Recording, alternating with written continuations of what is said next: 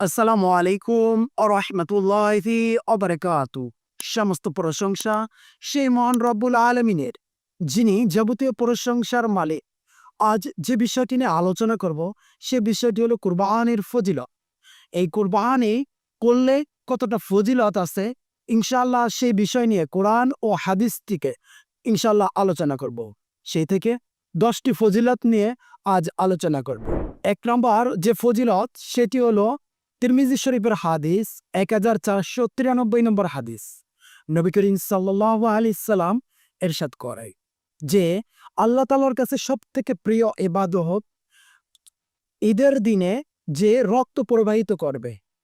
এই দ্বারা বোঝায় যে কোরবানির দিনে 10 জিলহজ, 11 জিলহজ এবং 12 জিলহজে আল্লাহ তাআলার কাছে সবথেকে প্রিয়, সবথেকে নিকটবর্তী ইবাদত এবং আল্লাহ তাআলার কাছে নিকটবর্তী হওয়ার যে ইবাদত, সেটি হলো কোরবানি করা। এটা তিরমিজি শরীফের হাদিস। কোরবানির 2 নম্বর যে ফজিলত, সেটি হলো ইবনে মাজাহর 3127 নম্বর হাদিস। নবী করিম সাল্লাল্লাহু আলাইহি সাল্লাম ইরশাদ করেন যে যে পশুটাকে কোরবানি দেয়া হবে, সেই পশুর প্রতিটি পশম, প্রতিটি লোম এবং প্রতিটি অংশ আল্লাহ তাআলা তার সওয়াব দান করবেন। যে ব্যক্তি কোরবানি দিছে, আমাদের যদি একটা গরু, বকরি, যদি ভেড়া যদি হয়, এইভাবে যদি একটা গরুর তার কতগুলো পশম হইতে পারে, তার কতগুলো লোম হতে পারে, কয় প্রতিটি লোমে, প্রতিটি চুলে আল্লাহ তাআলা সওয়াব দান করবেন। 3 নম্বর যে ফজিলত, এই ফজিলতটি অনেক গুরুত্বপূর্ণ এবং প্রতিটা ব্যক্তি এই ফজিলতের জন্য আহ্বান করবে আর আফসোস করবে। সে ফজিলতটা কি? সেটি হলো মুসলিম শরীফের 1966 নম্বর হাদিস। এখানে বলেন, নবী করিম সাল্লাল্লাহু আলাইহি সাল্লাম ইরশাদ করে, কাল কিয়ামতের মাঠে যে কোরবানির যে পশুটা কোরবানি করা হয়েছে, ওই কোরবানি পশু কাল কিয়ামতের মাঠে দাঁড়িয়ে তার জন্য, সেই ব্যক্তির জন্য সুপারিশ করবে। আর ওই কিয়ামতের ময়দানটা কেমন থাকবে? এতটাই ভয়ানক থাকবে, এতটাই মারাত্মক ভয়ানক থাকবে, বাবা তার ছেলেকে চিনবে না, মা তার সন্তানকে চিনবে না এবং স্বামী তার স্ত্রীকে চিনবে না, স্ত্রী তার স্বামীকে চিনবে না। এতটা ভয়ানক অবস্থায় সেই কাল কিয়ামতের মাঠে সুপারিশ করবে ওই সেই ব্যক্তি, যে ব্যক্তি কোরবানির দিনে আমাকে এই কোরবানি দিয়েছে। আল্লাহু আকবার। এই কোরবানির ওসিলায় আল্লাহ তাআলা আমাদের জান্নাতও দিতে পারে। আল্লাহ তাআলা আমাদের কবুল করুক, আমিন। 4 নম্বর যে ফজিলত, সেটি হলো সূরাতুল হজে 37 নম্বর আয়াতে বলেন, আল্লাহ তাআলা বলেন যে এইগুলো আমার কাছে কিছুই যায় না। সেটা কি রক্ত, সেটা গোশত, কিছুই যায় না। কিন্তু যায় হলো তোমাদের তাকওয়া, কতটা আমাকে ভয় করছো, কতটা আমাকে স্মরণ করছো। এইভাবে আল্লাহ তাআলা একটার পর একটা দেখে, বান্দা তুমি কি আমাকে এই কুরবানির মাধ্যমে কি আমাকে স্মরণ করছো? এটা কি আমার জন্য হচ্ছে নাকি নিজের ভক্ষণের জন্য হচ্ছে? আর এই প্রাণীটাকে তুমি যে কুরবানি করছো, এইটা সন্তুষ্ট কি আমার জন্য হচ্ছে? আল্লাহ তাআলা সূরাতুল হজে এই আয়াতটা বলে।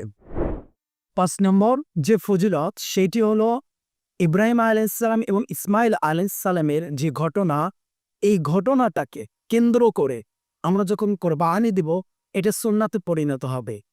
এটা কি এতটাই কষ্টদায়ক যে বাবা তার ছেলেকে হত্যার জন্য, কোরবানি করার জন্য মরুভূমিতে নিয়ে যান। এটা ত্যাগ স্বীকার করা। এই ত্যাগ স্বীকারটা কতটা করতে পারছে এই বান্দা, তাই আল্লাহ তাআলা এইটার মাধ্যমে আল্লাহ তাআলা বোঝাচ্ছেন, এ বান্দা তোমরা কতটা ত্যাগ স্বীকার করতে পারো। আল্লাহ তাআলা এই কুরবানির মাধ্যমে বোঝান। এটা হলো সুন্নাহ, কোথায়? ইব্রাহিম আলাইহিস সালাম এবং ইসমাইল আলাইহিস সালামের। 6 নম্বর যে ফজিলত, সে ফজিলতটি আরো বেশি গুরুত্বপূর্ণ। সেটা কেমন? নবী করিম সাল্লাল্লাহু আলাইহি সাল্লাম বলেন যে যে পশুর কোরবানি করা হয়, ওই পশুর 1 ফোঁটা রক্ত যদি জমিনে পড়তে দেরি আছে, সেই ব্যক্তি, যে ব্যক্তি কোরবানি দিছে, সেই ব্যক্তি পিছে গুনাহ মাফ করে দেওয়া হয়। সুবহানাল্লাহ। এটা এটা একটা নেকির একটা মাধ্যম। 7 নম্বর যে ফজিলতটি, সেটি হলো দুনিয়া এবং আখিরাতে উভয়ই বরকত দান দেয়। করে। দুইটা স্থানে কি দুনিয়া এবং আখিরাত আল্লাহ তাআলা কি এটা বরকতে পরিপূর্ণ করে দেন এবং আল্লাহ তাআলার নিকটবর্তী হওয়া যায়, আল্লাহ তাআলার কাছে প্রিয় হওয়া যায় এই কুরবানি দিতে। কিন্তু আমরা কুরবানিটাকে অপছন্দ করি অনেকেরাই, কিন্তু এইটার মাধ্যমে আল্লাহ তাআলার কাছে নিকটবর্তী হওয়া যায়। ৮ নাম্বার যে ফজিলত সেটি হলো কোরবানি দিলে যে গরিব মিসকিন আছে তাদের একটা উৎসাহ হয়। কারণ যে এই কুরবানির মাধ্যমে ওই গরিব, ওই এতিম অসহায়রা গোশ খাওয়ার একটা মাধ্যম তৈরি হয়। যারা এমনও আছে যারা বছরকে বছর, এমনও আছে যে ১ বছর পরে গোশ খাচ্ছে এবং এই কোরবানির গোশ তারা পেয়ে যে এতটা মহা খুশি হন, তাদের কিনার সামর্থ্য নাই। তারা বাজার থেকে কিনে আনবে এরকম টাকাও নাই। কিন্তু যখনই তারা তারা আশায় দেখে সামনে তো কোরবানি, কোরবানির গোশ ধনীরা দিবে, আমরা তাই খাবো। এই যে একটা উৎসাহ, এই গরিবদের মধ্যে একটা উৎসাহ, এটা আল্লাহ তাআলা এটা একটা ইবাদতের মধ্যে পরিণত করে। ৯ নম্বর যে ফজিলত, সে ফজিলতটা হলো কাল কিয়ামতের মাঠে এই যে পশুটাকে আমরা কোরবানি করেছি, এই পশুটাকে আল্লাহ তাআলা তো ওজন করবে। ওজন কতটা হইছে? এই ওজন পরিমাণ যে ব্যক্তি কোরবানি দিছে, সেই ব্যক্তি সওয়াব দান করবে এবং নেকি দেবে। তাহলে আমাদের কাল কিয়ামতের মাঠে একটি নেকের জন্য বাবার কাছে যাবে, মার কাছে যাবে, ছেলের কাছে যাবে এবং স্ত্রীর কাছে যাবে, কিন্তু কেউ একটা নেকি দেবে না। আর যদি আমি কোরবানি দিতে পারি যদি, তাহলে এই যে একটা কোরবানি পশুটাকে পালায় ওজন করবে আল্লাহ তাআলা। ওজন করার পরে যত ওজন, এই ওজন অনুযায়ী সওয়াব দান করবে। সুবহানাল্লাহ। ১০ নাম্বার যে ফজিলতটি, এই ফজিলতটি আমার কাছে সবথেকে গুরুত্বপূর্ণ মনে হয়। যখন আমাদের ২ টা ঈদ, ঈদুল ফিতর আর ঈদুল আজহা। এই ঈদুল ফিতর আমরা বুঝতে পারি রমজান পরে যে ঈদটা হয় সেটাকে ঈদুল ফিতর বলা হয়। আর যখন গরু থাকে, গরুর কোরবানি দেওয়া হয়, তখন এটা কি কোরবানির ঈদ বলা হয়। তাহলে আমাদের এই কোরবানি ঈদ মূল ভূমিকাটাকে বোঝা গেল কোরবানির ঈদ।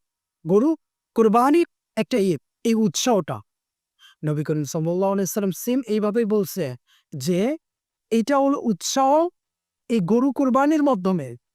এই ঈদটা কি উৎসাহ হবে কি গরু কোরবানির মাধ্যমে।